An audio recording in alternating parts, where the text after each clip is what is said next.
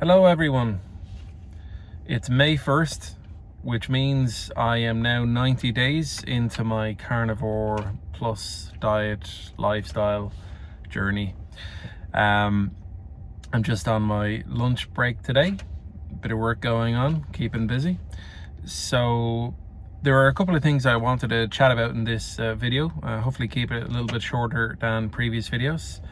The first thing I wanted to address would be the reason why I'm actually doing this. So somebody commented in the last video, I think he's actually subscribed. The comment was along the lines of the video was difficult to watch and to oil my squeaky chair. So no, I'm not going to oil my squeaky chair. I'm quite happy with it. Doesn't bother me at all. Leave the damn chair alone. And yeah, I suppose more importantly, if this is not the kind of content or format that you're interested in, don't watch it. There's no point in sitting through a video or content that you're not getting value from, or that's agitating you. I mean, that's just stupid in my opinion. The reason why I am giving this type of content in this kind of format is because, well, it's what I like to watch when I'm watching other carnivore videos. I'm either watching recipes, because I like watching cooking videos in general, but I also want to know the process that people have gone through and what they've experienced. If I want to find out what people's weights are or measurements are on a weekly or monthly basis, they belong in YouTube Shorts. This is a different format. If you don't like it, just don't watch it. It's really as simple as that. So thanks for the comments, because it is allowed me to at least address that and explain why I'm doing this. So just to add to that, I'm doing this for me. This is a way for me to keep on top of my goals. And one thing I learned very early on in my late teens or early adulthood is that if you set a goal and you actually want to achieve it and you want to hold yourself accountable, the best way of actually doing it is, one, plan it out, and two, tell as many people as you possibly can. Obviously, it's more important to tell people that are close to you, the reason why you're doing things, how you plan to do it, and ask for help where possible. But also putting these videos out on YouTube, it makes me feel more accountable, and it's stopped me from straying quite a bit over the past few months. So I have found this, I'm calling it Carnivore Plus because it's not just carnivore, it's not just animal products. I am putting little pieces in there, like the chocolate and the batter on a battered sausage. It's not meat, so Carnivore Plus is probably more appropriate naming for that.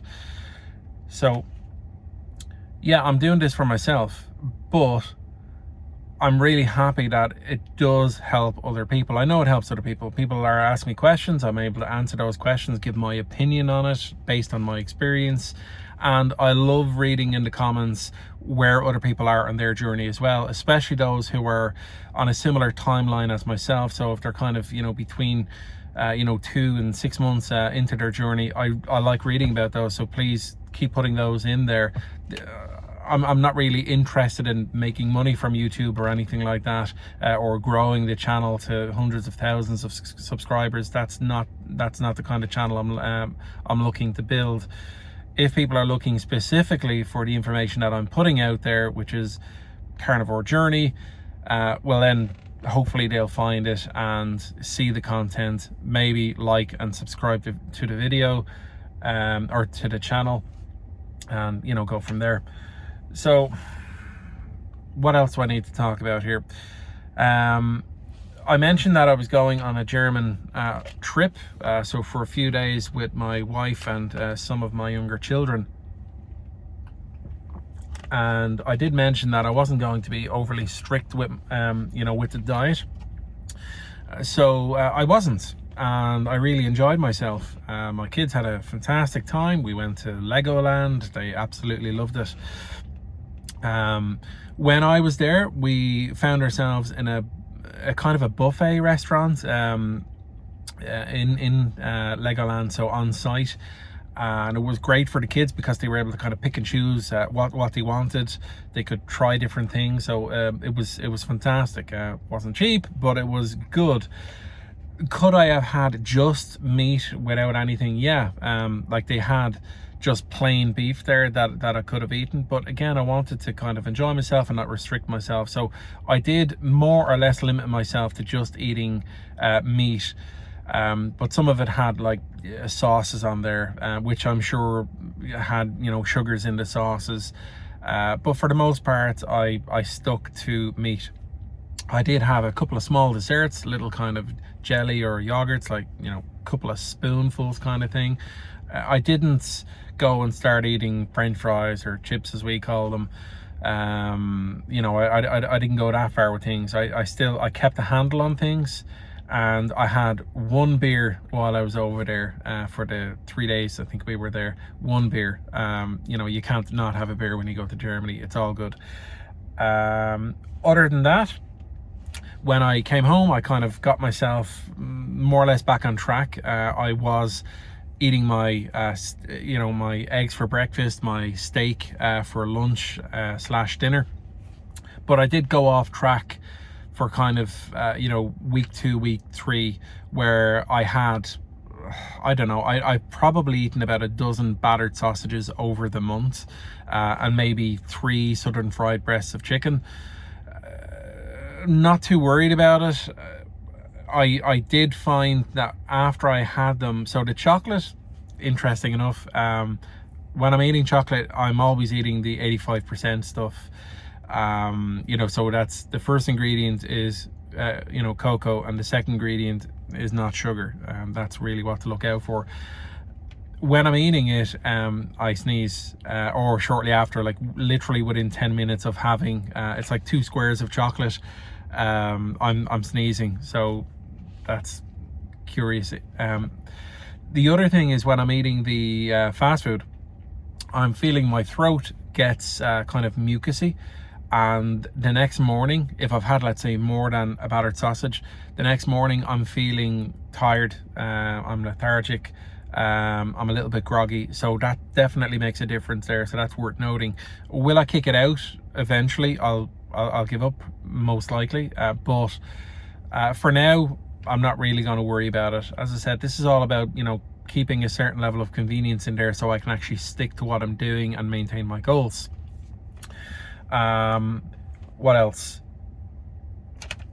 I suppose I got myself back on track in the last week, and the reason why I believe I kind of strayed a little bit was because I wasn't cooking my steaks properly. Now, really important, I think, what I had been doing was just taking the steak out of the fridge, plopping it straight onto a you know, hot pan with melted butter, and, you know, frying it up, and it tasted good, with the exception of it was still cool inside.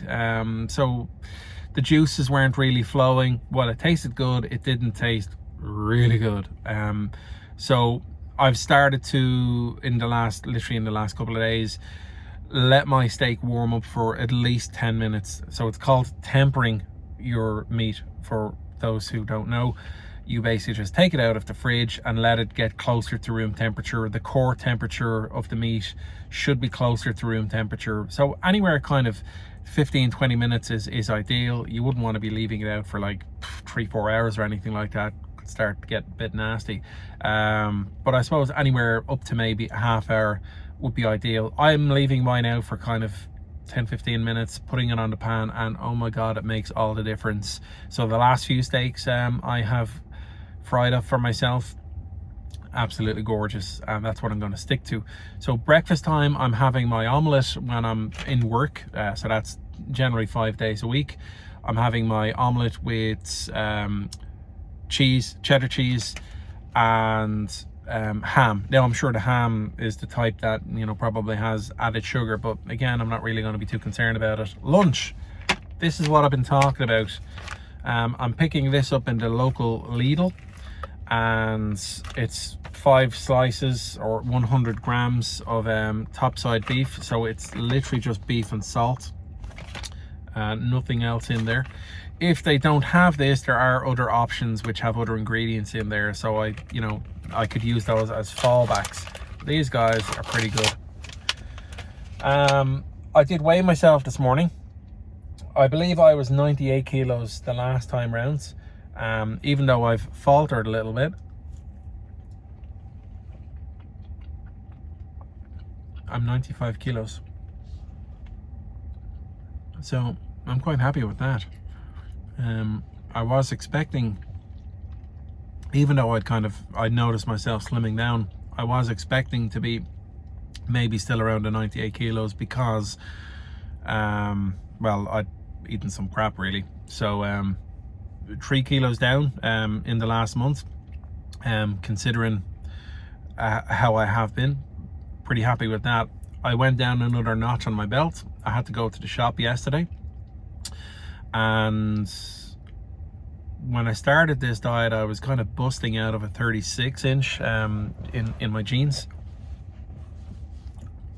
Yesterday, I'm down to a 32. I haven't been at 32 in like a decade. So I think ideally, sorry, my car just hooshing me up there. Yeah, I think ideally I'll be at around a 30 waist.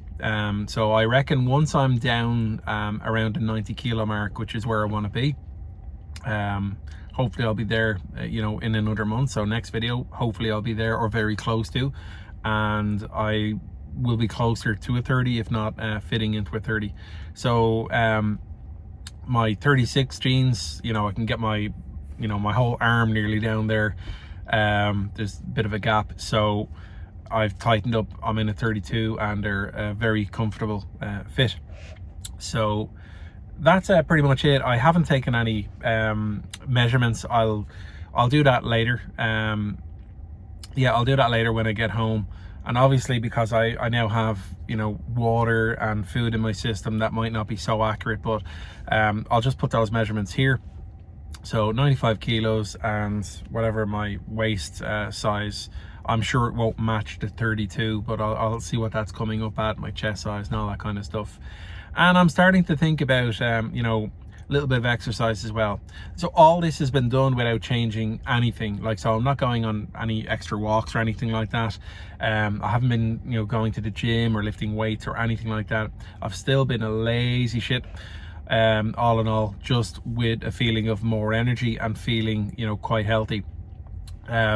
No problems with ailments or anything like that. Haven't had any stomach cramps, haven't had any loose stools or anything. Everything is running pretty good. In about a week or so, I have a rubber glove exam in the hospital. So my doctor or GP just kind of referred me on because I'm 40 and there's history of cancer in the family and all that kind of stuff. It's just an examination, so I'll see how that goes.